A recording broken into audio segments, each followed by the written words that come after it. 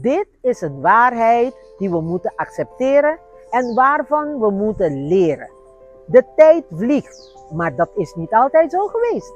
Herinner je je nog toen we klein waren, hoe de weken langzaam voorbij gingen en Kerstmis en Sinterklaas eindeloos leek te duren?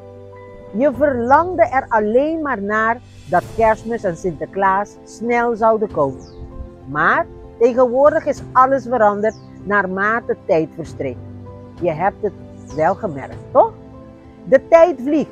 Toen je een kind was, duurde het wachten heel lang, maar nu vliegen de jaren voorbij.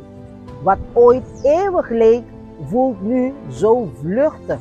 De dagen, de weken, de maanden, de jaren, alles lijkt zo snel te gaan dat we soms het niet eens doorhebben. En als we terugkijken, vragen we ons af, wanneer is alles zo veranderd? Wat ik je met dit alles wil vertellen is dat de tijd op niemand wacht.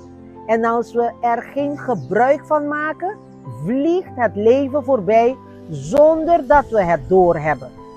Schat, weet dat het makkelijk gezegd is dan gedaan. Maar hoezeer je je ook zorgen maakt over de toekomst, hoezeer je verleden jou ook pijn heeft gedaan, het belangrijkste moment is nu. Leef in het moment, want uiteindelijk is het heden het belangrijkste. Profiteer van elk moment, want de tijd keert niet terug. Het leven is kort, maar het is van jou.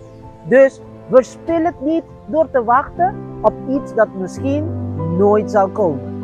Gewoon, pense.